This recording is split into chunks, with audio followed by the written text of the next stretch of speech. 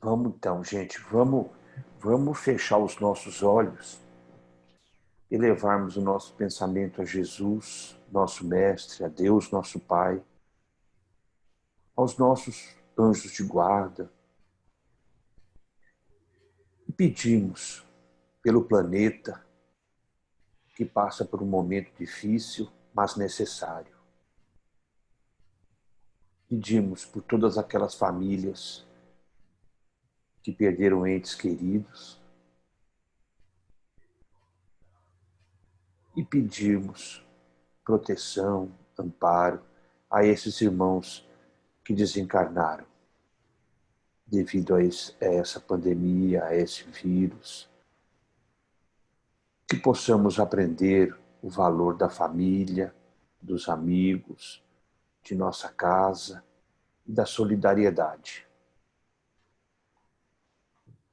Ou é pelo amor ou pela dor, mas o importante é aprendermos. Que a oração que Jesus nos deixou, podemos dar aberto o nosso trabalho de hoje. Pai nosso que estais nos céus, santificado seja o vosso nome, venha a nós o vosso reino, seja feita a vossa vontade, assim na terra como no céu. O pão nosso de cada dia nos dai hoje. Perdoai-nos, Pai, as nossas ofensas, na medida que perdoarmos os nossos ofensores. E não nos deixeis cair em tentação, mas livre-nos de todo o mal. Porque vossos são o reino, o poder e a glória para todos sempre. Que assim seja. Obrigado, Edson. Boa noite a todos. Boa noite. Tem alguns chegando nesse minutinho. Estão todos bem? Graças a Deus. Bom saber, né? É isso aí. Bom que a gente está aqui mais uma quarta-feira e percorrendo aqui os caminhos da doutrina, ainda nesses módulos assim de dar a base, né, dar o contexto. E hoje a gente tem um tema que eu acho muito legal, que é falar do Allan Kardec, né? É uma figura realmente muito especial, né, para todos nós. Então eu vou aqui compartilhando o PowerPoint. Todo mundo vê? Sim, sim. Excelente. Então, nós estamos no módulo 2, falando sobre a codificação espírita, e hoje a segunda aula desse módulo fala sobre o Allan Kardec. E tanto a vida anterior dele como professor, que essa era a profissão dele, e codificador, né? Depois que ele aceita a missão que lhe foi colocada, né? De trazer o espiritismo ao mundo. Então, assim, Kardec é uma pessoa relativamente conhecida, né, de todos nós que já estamos dentro do espiritismo. Então, assim, quando a gente fala da biografia dele, muitas vezes há coisas aí que todos nós já conhecemos, né? Então, eu queria, como um primeiro passo, né, pedir para que vocês colocassem por escrito no chat, né, no bate-papo, que perguntas vocês gostariam de fazer a respeito da vida de Allan Kardec? Que perguntas seriam essas? Okay? E aí, à medida que vocês tiverem perguntas, pode ser mais de uma pergunta, vamos botando aqui no chat.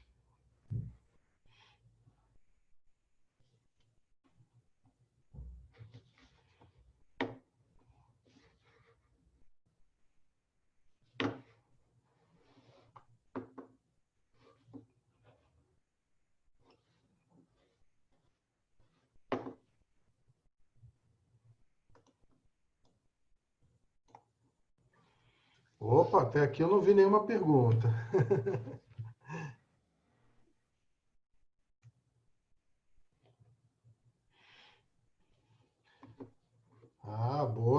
pergunta. Vamos falar sobre isso. Excelente pergunta. Excelente pergunta. Que mais? Perguntas tão boas. Tudo que você gostaria de saber sobre Allan Kardec, nunca teve a oportunidade de perguntar.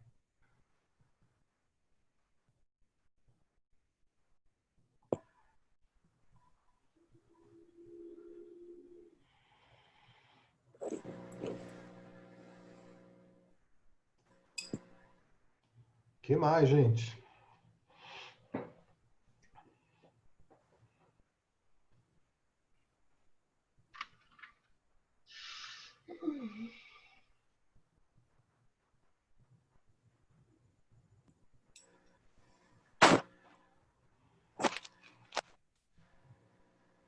Opa, eu acho que a gente só tem uma pergunta, Edson.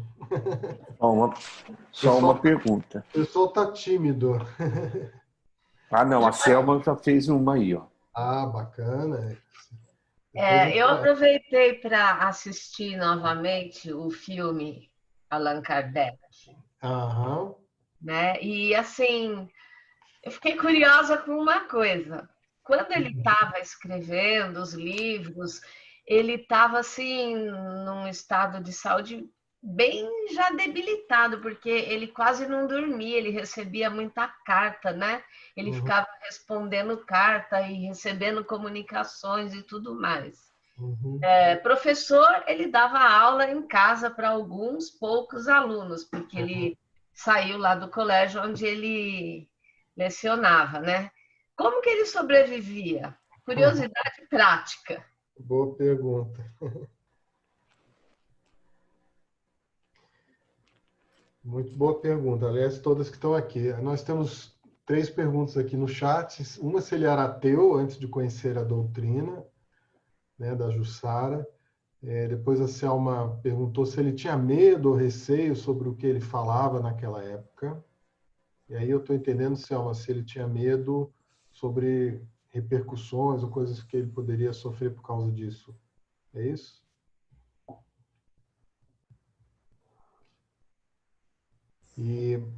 Ok. E aí o Fernando traz também uma pergunta muito boa, se ele não tinha mediunidade ostensiva. Boa.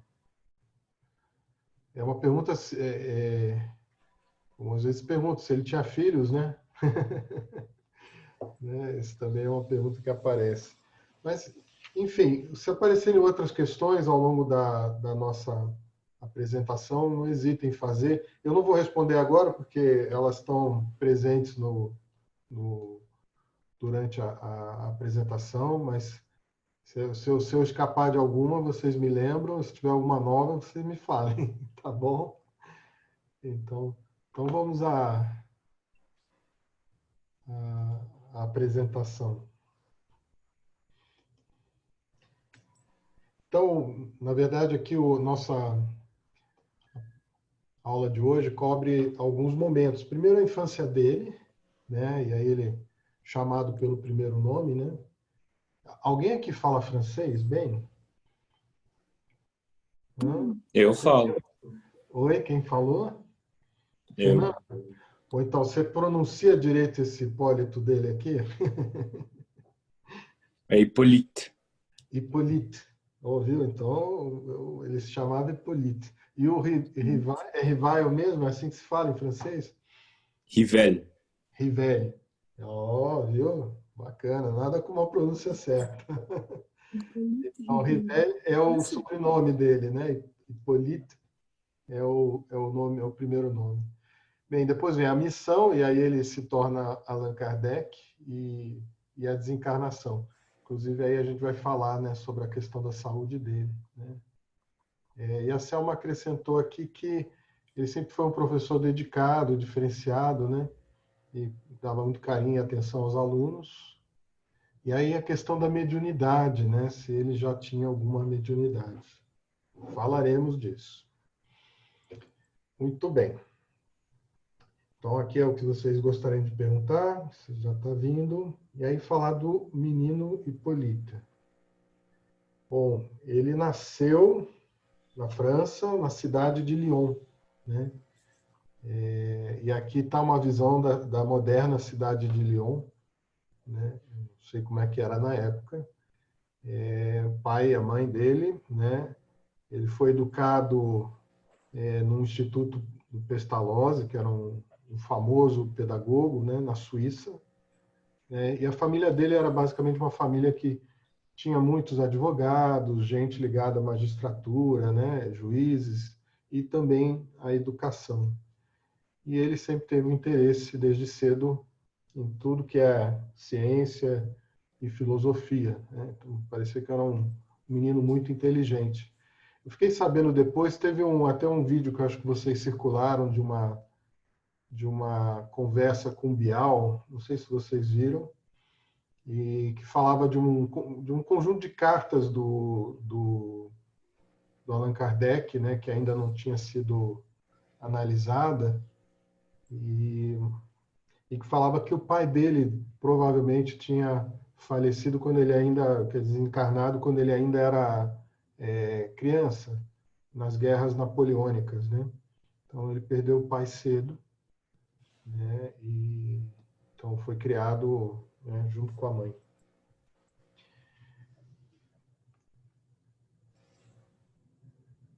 Bom, então algo que eu acho que é muito importante, é bastante enfatizado aqui, são esses anos de formação dele, né, que ele estudou nesse Instituto do Pestalozzi em Verdun, né, na Suíça. Então, o Pestalozzi foi um cara muito avançado para a época em termos de ensino, né, que influenciou muito, né, a mudança do ensino dali para frente, né? E o Kardec absorveu muito dessa forma de lidar, né? Então, até quando Selma fala do carinho, da atenção, que aparece até muito claramente no filme, né? Como ele lida com as crianças e faz todo o ensino ficar interessante, né? E as crianças se motivam, falam, participam, né? Aí entra um padre, eu acho que é um padre, né? Que entra e começa a falar de uma forma rigorosa e tal, e as crianças ficam, obviamente, já alienadas dali, né? Então, esse Pestalozzi, que está aqui uma figura dele, uma imagem dele, né? Ele criou muito essa ideia do ensino intuitivo, né? Então, ele trouxe uma ideia de que a criança iria aprender a partir da observação, da experiência, e depois que ele ia chegar na teoria, né? Mas a teoria já baseada na observação daquilo que a realidade de fato trazia, né? E a gente vai ver esse mesmo método o Kardec utilizando nas comunicações espíritas, né? O Kardec não faz uma teoria antes da observação, né, a priori.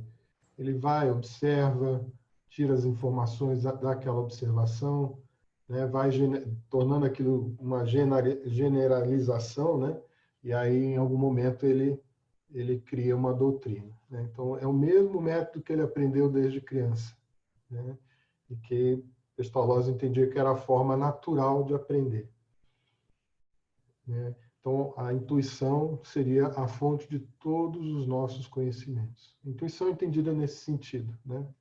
De indução. E o próprio Pestalozzi dizia: fui cristão a minha vida toda, mas o meu cristianismo é livre de qualquer dogma. Então, imagina, alguém que foi formado com um sujeito que pensava assim, né? Obviamente, também tinha essa mesma inclinação. Então, se eu não me engano, a família do Kardec era de católicos, né? Mas eu não vi nenhum registro da vida dele que ele fosse um praticante né, fervoroso, né? Mas muito provavelmente ele tinha toda a moral, tinha todos os princípios com ele, né? Então, para Pestalozzi, a religião não é senão a moralidade ensinada e exemplificada pelo Cristo, né? Indo na essência. E é legal que também quando Kardec vai escrever sobre o Evangelho, ele escolhe justamente escrever sobre a moral, né? Ele não vai falar de milagre, não vai falar, né, de assuntos controversos, né? Mas vai falar aquilo que é essencial, né? O que Jesus ensinou e exemplificou. Então, aqui é uma imagem do Pestalozzi, né, com as crianças, né? Então, você vê como era afetuoso, né, o ambiente de ensino deles. E o Kardec já era um aluno bastante dedicado, né, e tornou-se um discípulo do Pestalozzi. Então, aos 14 anos, ele já ensinava os colegas menos adiantados. Então, ele foi tomando essa, né, função, né, profissão do ensino já desde cedo.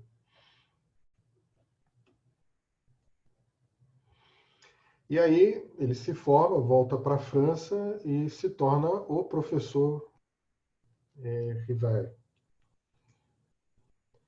E aqui está, né, ele já casado, né, que ele foi casado com a Amélie Boudet, e já em 1822. Interessante, o que aconteceu em 1822 também, hein? Alguém lembra? Memória, não é que você esteja, você tenha estágio, pode ser uma outra encarnação, né? A independência do Brasil, né? Curiosamente, né? Mas veio para Paris em 1822, casou-se em 1832. A Amélie era um pouquinho mais velha que ele, né? E eles não tiveram filhos, né? Mas também nessas cartas que foram descobertas recentemente, eles falam, há uma troca falando de uma filha deste casal, né? E o pessoal imagina que deve ter sido uma filha adotiva, ou alguém que eles apoiavam, né? Mas que acabou desencarnando ainda na infância, né? Mas na vida conjunta dos dois não há nenhum filho. E aí os dois também, porque ela também era ligada ao ensino, né? Criaram um grande instituto, né?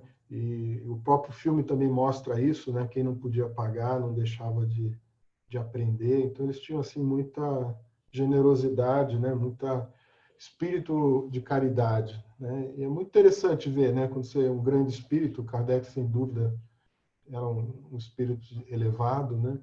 Que mesmo sem ter a teoria, intimamente, né? Instintivamente já tinha essas características e comportamentos, né? Então era nessa rua aí de Sèvres que eles tinham o instituto dele. Passei alguma das perguntas ou ainda estou respondendo o que vocês trouxeram? Né? Aqui está uma imagem mais jovem dele, né? Então ainda não tinha fotografia na época, deve ter sido um desenho. Né? Então ele começa a fazer uma escola de primeiro grau, né? Que seria o primeiro que ele estabeleceu em Paris. Em 26 ele tem um instituto técnico, que foi até 1834, né? Que deu o próprio nome. E ele fazia também trabalhos de contabilista, né? Quando precisava compor a renda dele, né? Então, assim, não nos parece que ele fosse assim alguém que tivesse muita facilidade financeira durante a vida dele, né? Sempre lutou, trabalhou, né? Bastante, né? Tem algum contabilista aqui? Não, ninguém é contabilista. Eu de novo. Fernando, oi. Oi, a honra. O Kardec também era contador. Olha aí, ó, tá vendo? Mas eu acho que as similaridades param aí, viu? Será? Fernando, nunca é tarde para começar. Tô um longo caminho dele ainda. Ô, Fê, fora o nome da filha, né? Fora o nome da filha também, que é o nome da esposa dele também. Minha filha chama Amélie. Olha, eu acho que tem mais similaridade do que a gente pensa, então. Olha aí, ó. Conta disso aí, Fernando. Legal, legal. Quer dizer, ele também era adepto do débito e do crédito, né? Olha aí, ó. Depois foi falar de, né, como é que se chama? Nossos resgates, né? Uhum. Das provas e expiações. Lembra bem esse débito e crédito aí, qual é o saldo, né? É. Bem, e aí também deu cursos noturnos e alunos de ambos os sexos. Aliás, essa é uma coisa interessante, né? Vocês viram na figura lá do Pestalozzi que tinha meninos e meninas juntos, né? Na escola. Olha, eu não sou assim tão antigo, mas mesmo na minha época existiam escolas que eram só de meninas e escolas só de meninos, né? Além mas na época de Kardec, então, certamente era tudo segregado. E aqui mais alguns dados sobre ele como professor, né? Ele falava várias línguas, então ele falava alemão, inglês, italiano, espanhol e holandês, né? Corretamente. Ele fazia parte de várias sociedades sábias, como essa aí, a Academia Real de Arra, né? E ele, como pedagogo, como alguém ligado à área de educação, ele trabalhou muito em políticas públicas para o ensino, né? Então, ele sempre foi advogado dessa democratização do ensino público, né? E aqui algumas obras que ele escreveu, né, na sua fase como professor, muitas delas adotadas em outras universidades ou instituições de ensino. Aí, obviamente, não cabe a gente passar cada uma, mas são várias, né? E vão até mais ou menos quando ele começa a se dedicar ao, ao espiritismo, né? Aí é um exemplo de, de livro que ele escreveu.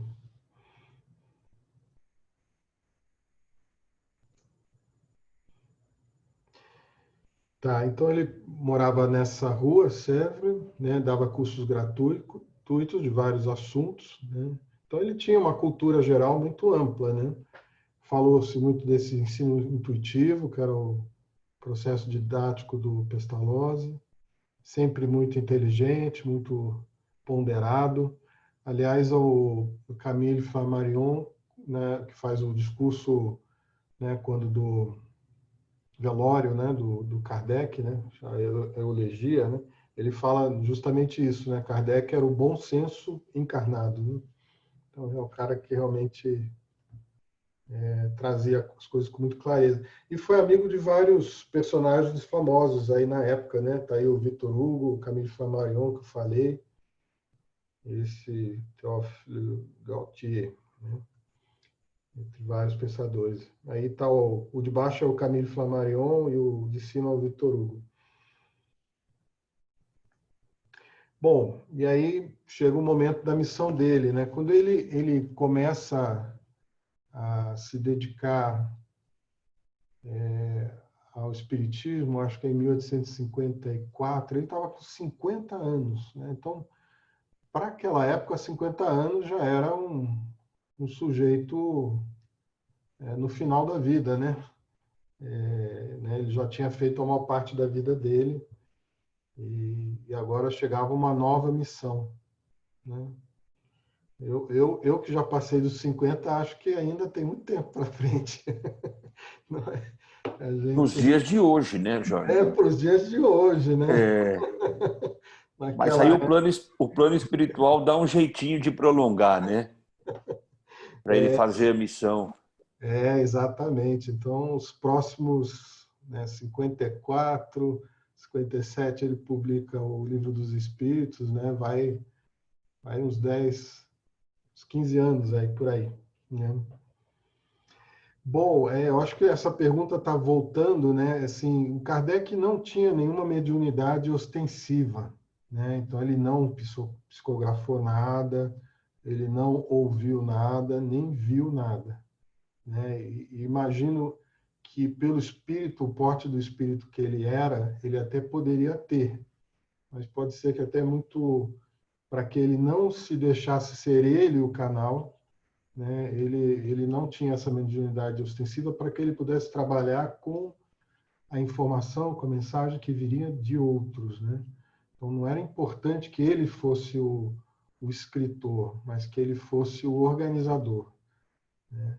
Agora, para mim, eu entendo que ele devia ter uma mediunidade intuitiva muito grande, né? Porque certamente ele foi amparado por um colégio de espíritos muito elevados que deviam ter sintonia com ele, porque ele também era um espírito elevado. E assim, se ele não escreveu as respostas dos espíritos, as perguntas foi ele que fez, né? E fez perguntas muito apropriadas, né? Então, certamente ele tinha alguma facilidade, né, de perceber a intenção que existia do lado de lá. Então, enquanto ainda ele não tinha criado esse pseudônimo, né, do Kardec, né, ele começa a frequentar alguma dessas reuniões, meio desconfiado, né, e até também com o espírito meio de dizer, olha, eu vou mostrar que isso daí é impossível, né, mas à medida que ele foi se inteirando do fenômeno, ele foi se dando conta que aquilo ali não tinha uma explicação material, né, fácil de fazer, né? E aí temos do lado esquerdo as irmãs Fox, né, as mesas girantes, e depois isso evoluindo para outras formas de psicografia, né?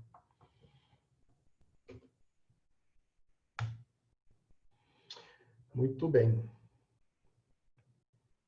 Então, a primeira vez que ele ouve falar das mesas girantes, 1854, que é aquela data que a gente já tinha falado, esse senhor Fortier era um amigo dele, né, e que era um magnetizador, e que vem dizer para eles, olha, não é só gente que pode ser magnetizada, né, hipnotizada, aliás, mas as mesas também, né? E ele falou, nossa, quero ver se a mesa tem cérebro, né, para poder pensar, né?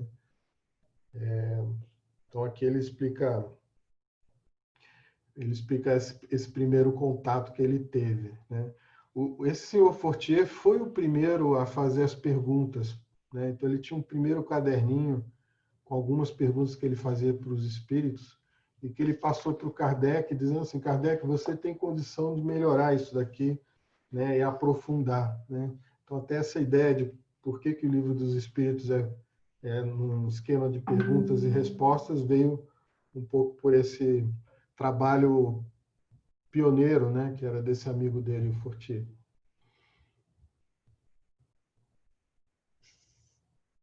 Então, aqui tem vários nomes que vão aparecendo, então ele vai tendo contato com vários círculos, né, e médiuns diferentes. Então, tem essa senhora aqui, Pleine Maison, e o seu Patier, né, que ele frequentou durante o período. E aí ele foi se dando conta que aquilo ali não era uma futilidade, mas que havia alguma coisa séria ali, que valia a pena aprofundar, né? E ele começou a ver que ali tinha um espaço para uma nova doutrina. Eu acho que é muito interessante aqui, porque ele começa a ter, com alguns desses médiuns, né, a possibilidade de falar um pouco sobre a missão que ele teria, né? E ele fica assim muito, como é que se diz, não merecedor daquele papel que ele estava sendo colocado, oferecido para ele, né? Então ele tem várias. Então ele começa a conversar nessas sessões com o espírito familiar, que é o Zéfiro, né? E é o próprio Zéfiro que fala da encarnação dele como Allan Kardec, mas depois vem um outro espírito, que é o espírito de verdade, né? Que é exatamente aquele que ficou anunciado, né, pelo próprio Jesus, quando ele se despediu dos apóstolos, né, que iria enviar um espírito de verdade para relembrar e complementar tudo o que ele tinha dito, né? Então, é assim que esse espírito se apresenta, que seria, de certa maneira, o mentor, o guia do Kardec. E o Kardec falava, poxa, mas eu não sei se eu tenho assim os cabedais de inteligência para essa obra, né? E é muito interessante que o Espírito de Verdade fala, não basta inteligência, né? O importante mesmo é, primeiro, agradar a Deus, né? São todas as condições, né? Todas as virtudes, né? Da humildade, da modéstia, do desinteresse, né? Porque na medida que a gente começa a se deixar levar pelo orgulho, né? E presunção, se achar que é muita coisa, aí sim a gente está abrindo a brecha para a queda, né? Para a falha, né? Então, ele fala, né? Para lutar contra os homens são indispensáveis coragem, perseverança e firmeza, né? E isso Kardec demonstrou de montão, né? Nunca lhe faltou isso, até para preservar a pureza e a qualidade daquele material que ele estava produzindo, né? Também muito importante a prudência, o tato, a fim de conduzir as coisas de modo conveniente e não comprometer o êxito com palavras ou medidas intempestivas, né? Então tinha aí um balanço, né? Um equilíbrio que ele precisava ter, né? Ao mesmo tempo de ser firme, mas não ser de uma certa forma impulsivo, né? Ou agressivo. Então, por fim, devotamento, abnegação e disposição a todos os sacrifícios, né?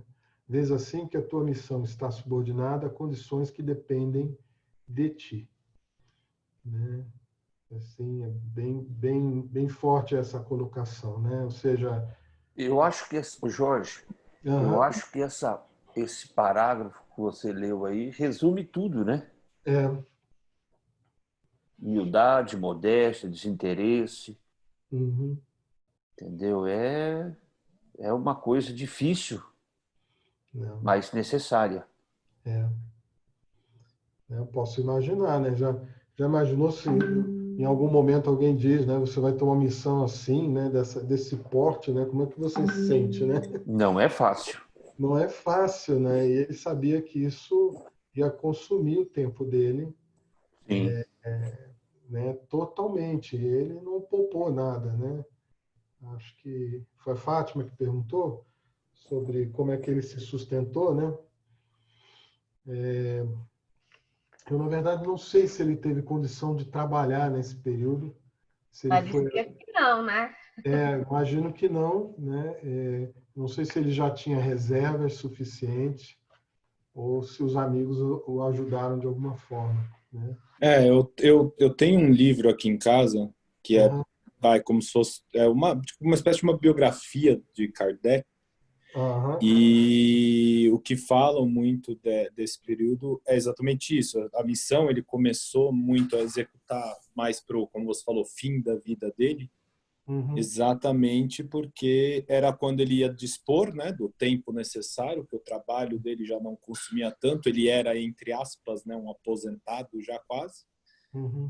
mas ele teve um apoio muito grande da esposa também, É, que apoiava o trabalho dele, que ele estava executando, e pelo que dá a entender, embora não falam diretamente, entre aspas, se cuidou e cuidando das finanças familiares lá, enquanto ele... é, Mas ele não trabalhou, isso aí consumia até tempo de sono dele, né? Como é, muito bem colocaram, a saúde dele vai se debilitando porque ele se dedica a nada além disso.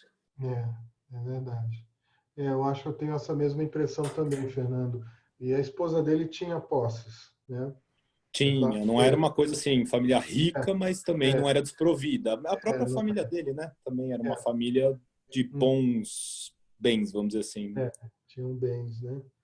A Então, esposa assim, dele também era professora, né? Ela dava aula em casa também, né? sim, Uhum. ela era Ela era parceira, educadora também, sim. educadora dele. O que eu acho muito interessante, né, quando se faz, óbvio, Jesus não tem comparação, mas Jesus era o único título que Jesus admitia para si era o de mestre, né? A gente não vê nenhum dos apóstolos chamando ele de outra coisa que não mestre, né? O rabi, né? Lá no hebraico. E na verdade Jesus foi um grande educador também, né? Educador de almas, né?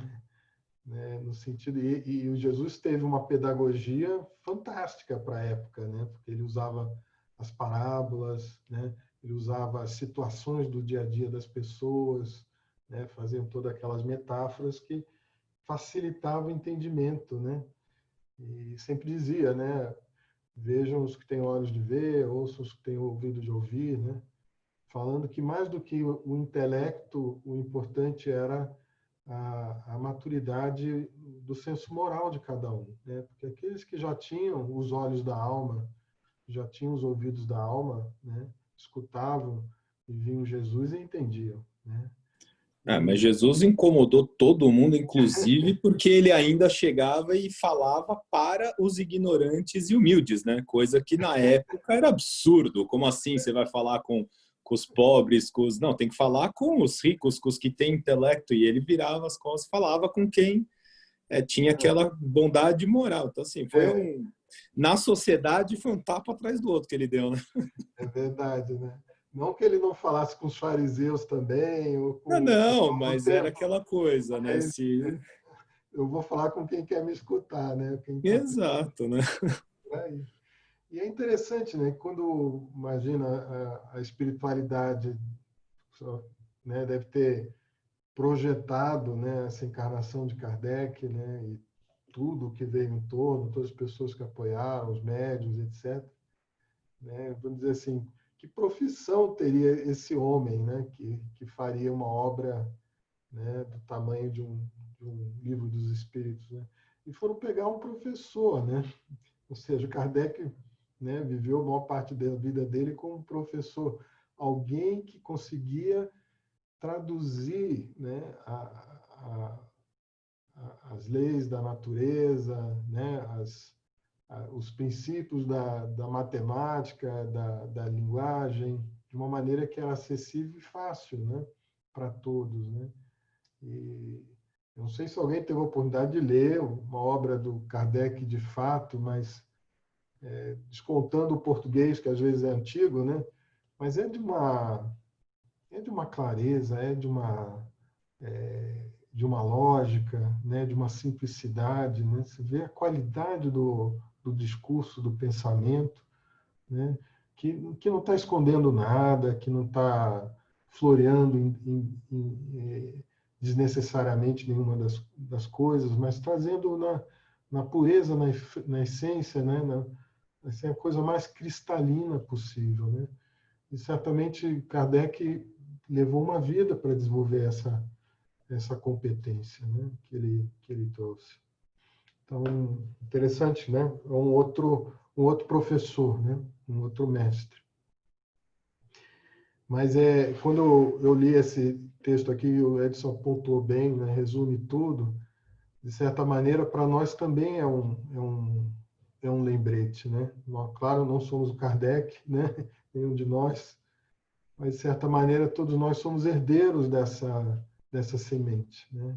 E de que maneira a gente Se ele conseguiu nos anos 1800, a gente tem que pelo menos tentar.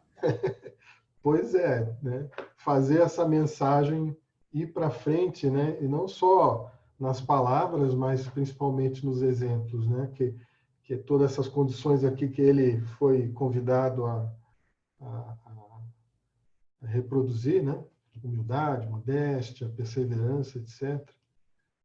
Isso tudo para nós também é um chamado, né? E como a gente dá continuidade a essa obra, né? É uma obra singular, né? Importante. Uma coisa que eu acho sempre legal também lembrar é assim, Kardec escreveu esses 5 livros durante um período de 10 anos, né?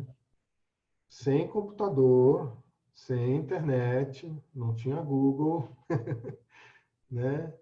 Era papel, caneta, tinteiro, né?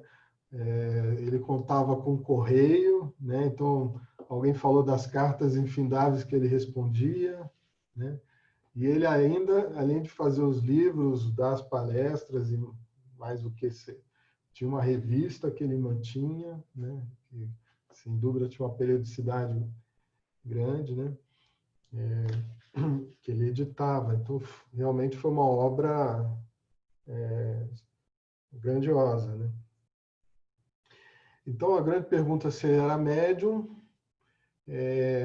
A gente já tinha falado, né? Não tem nenhum sinal exterior de mediunidade, então ostensivamente não era médium. Mas ele tinha muitas inspirações, né, do alto, né? Então essa parte intuitiva era muito muito forte, né?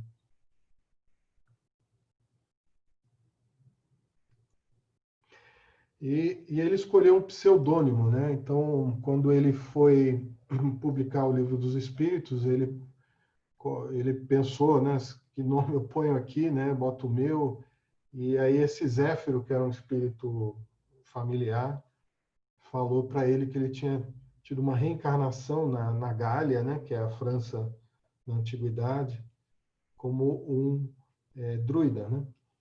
Alguém sabe o que é um druida? Alguém? Honestamente, não. Sacerdote, né? É um tipo de sacerdote, sim. Fernando, você sabe? Eu tenho uma ideia, mas eles eram uma espécie de sacerdotes estudiosos que, lógico, o Ocidente tirou como magos, né? Como bárbaros, magos, feiticeiros, mas eles eram estudiosos principalmente da natureza dos efeitos naturais, né? Exato. Então tinha não sei se é uma civilização, mas um povo que ocupava a França, Inglaterra, né, toda essa região, que eram os celtas, né? E os celtas viviam em tribos, né? E quem leu Asterix e Obelix está lá o Panoramix, né? Ele era um druida. É um pouco um pajé, né, da tribo, né? É um homem religioso, enfim, que É um cura, sábio. é um sábio, né? Pode ser o Gandalf aqui também, né? Para quem tem um pouquinho de tudo, né? Mas ficou o Merlin da história do rei Arthur também é um sucessor desses druidas. Então tinha toda uma sabedoria, né? A gente imagina que essa parte da espiritualidade estava muito presente, mas pouca coisa chegou aos tempos atuais porque eles não escreviam, né? Então, né? E depois eles foram dominados pelos romanos, né?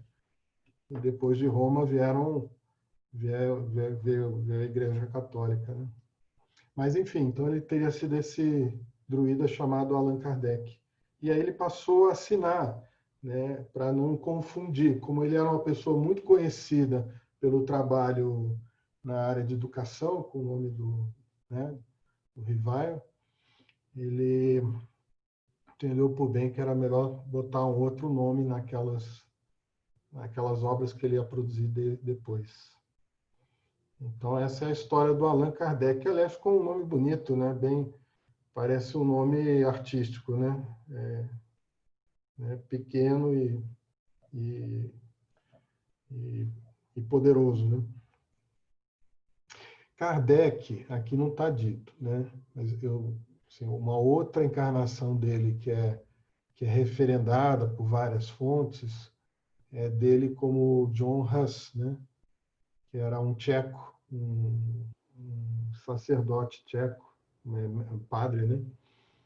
E que foi queimado na Inquisição. Ele foi um dos precursores do movimento da Reforma, né? Do protestantismo. Mas ele ainda não vingou, né? Ele foi abatido pela Igreja, né? Então, mostra que ele já mexia com vamos dizer assim, com questionamento das visões religiosas, né? Na época que ele estava. Então, como era a personalidade dele, né, que alguns que conviveram com ele disseram que é uma pessoa polida, educada, sério, mas não sisudo. Você sabe que as fotos, ou os desenhos, né, as pinturas que tem dele, gravura, né, sempre são sérias, né? Mas quando a gente vê o filme dele, né, ele já parece uma pessoa assim mais jovial, né? Então, reunir os amigos, discutir os pontos da doutrina, o que a gente tinha comentado, né? O Camille Flammarion fala do bom senso encarnado, né? E ele mesmo se descrevia: sou um homem positivo, sem entusiasmo, que tudo julga friamente. Raciocino com os fatos. Não sou um idealista, né? Então, o negócio dele era a razão, né? Então, ele trazia esse olhar e sem se apaixonar. A gente vai falar isso mais nas próximas aulas, mas, assim, ele não era o cara de ser crédulo, né? Ou apoiar uma ideia simplesmente porque gosta da ideia. Ele ia atrás do que era verdadeiro. E a tolerância absoluta era a sua regra, né? Então, esse é um espírito também né, de ver as coisas mais no seu conjunto e não de um ponto particular, né? Bom, aí falando das obras espíritas, essas a gente já mencionou, né? Ele escreve 5 grandes livros e um livro pequenininho que nem sempre é falado, mas é o que é o Espiritismo, né?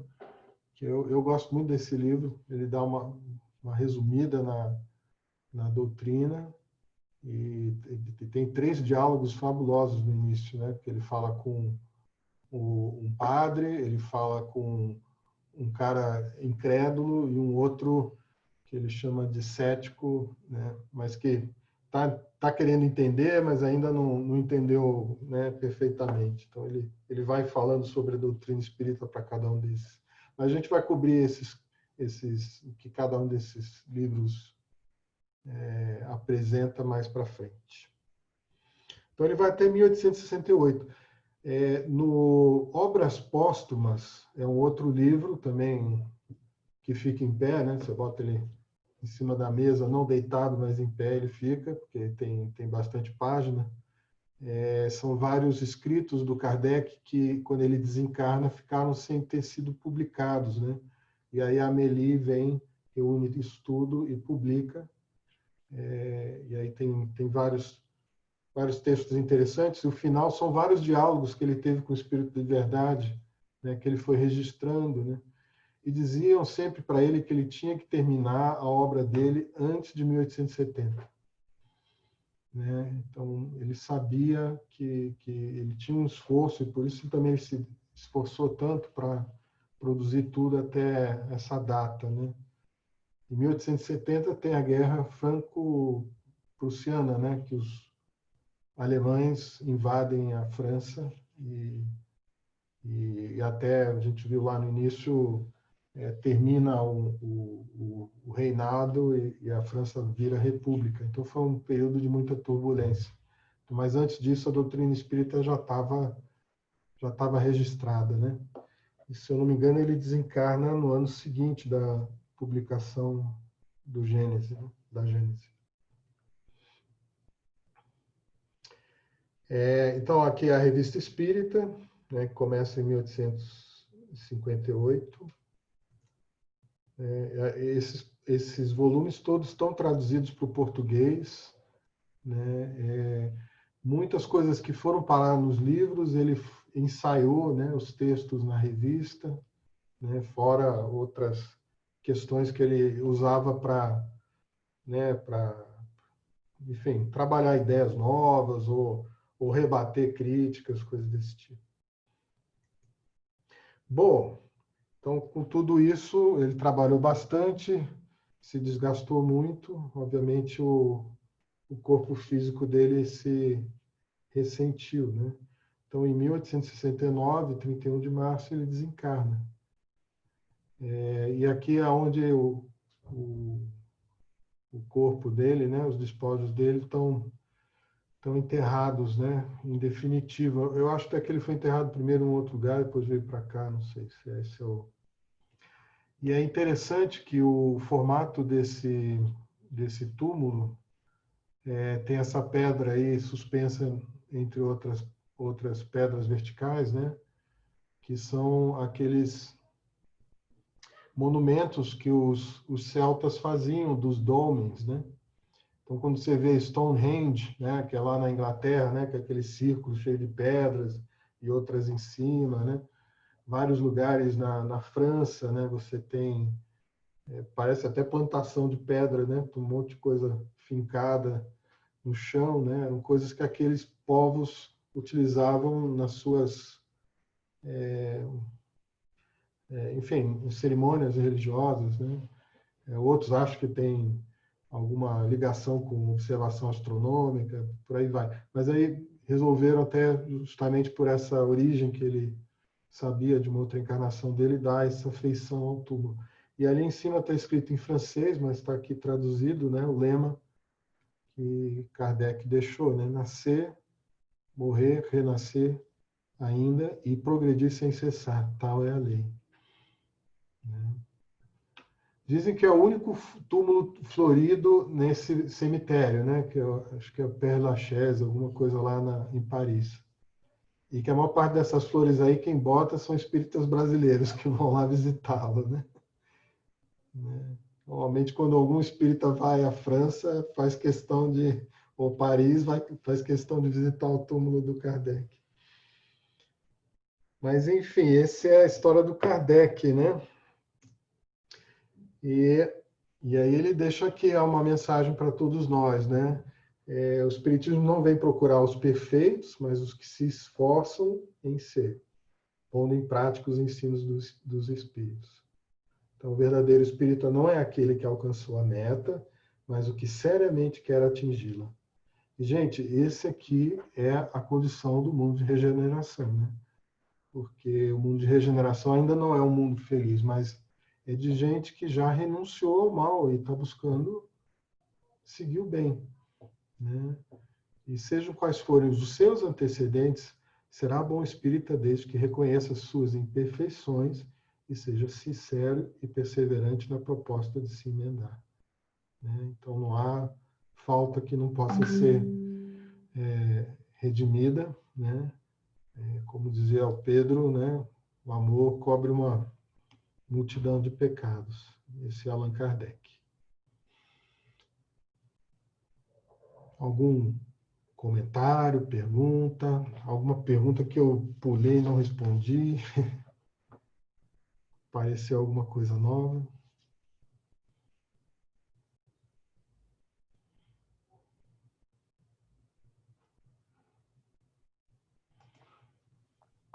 Vamos lá, pessoal, pode perguntar.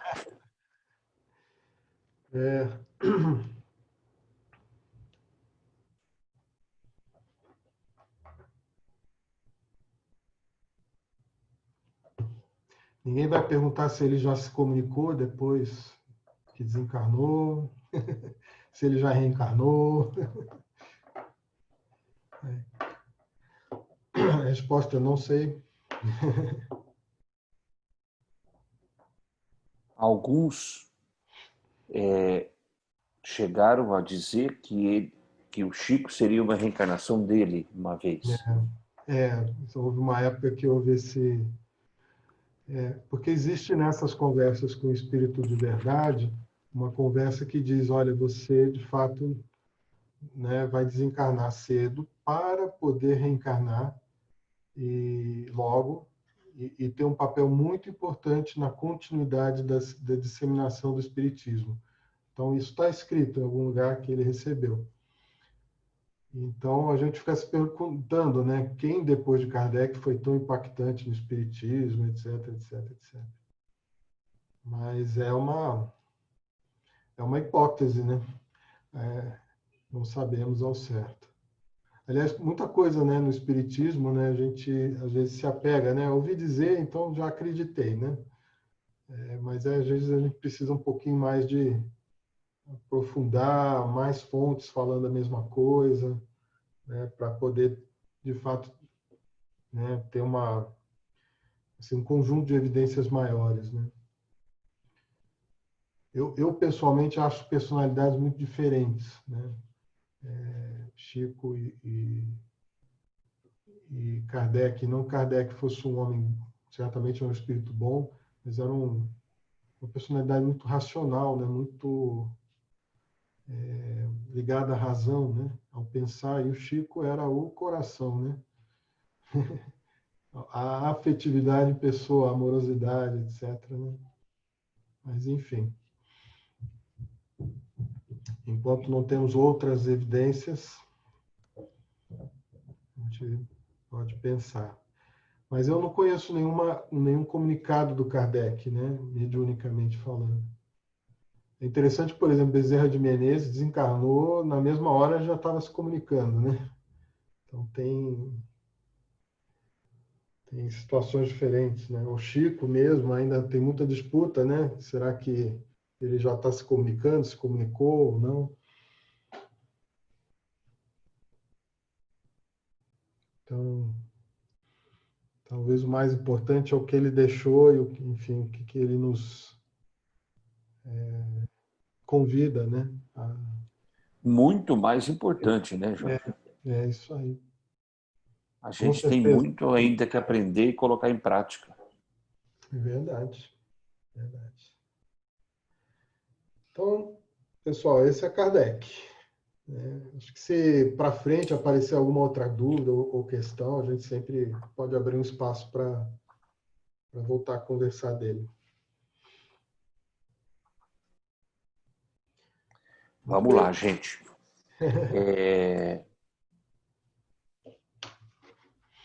Vou fazer diferente hoje. Quem está inspirado para fazer a oração de encerramento?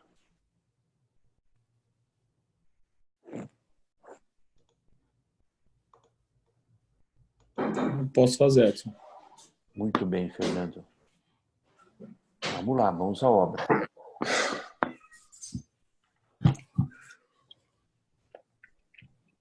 Queridos amigos espirituais, amigo e mestre Jesus, gostaríamos de agradecer por mais esta oportunidade para estudo, para reflexão, que possamos refletir bem sobre essa pessoa que foi Allan Kardec nessa sua última reencarnação, o exemplo, mas não só toda a doutrina que ele codificou e que possamos interná-la, internalizá-la e buscar dentro de cada um de nós essa melhora, essa reforma íntima apresentada. Agradecemos a presença de todos os desencarnados que aqui puderam participar conosco, que possamos seguir na nossa noite, na nossa semana, com o amor e a paz de Jesus. Que assim seja. Graças a Deus. Graças a Deus.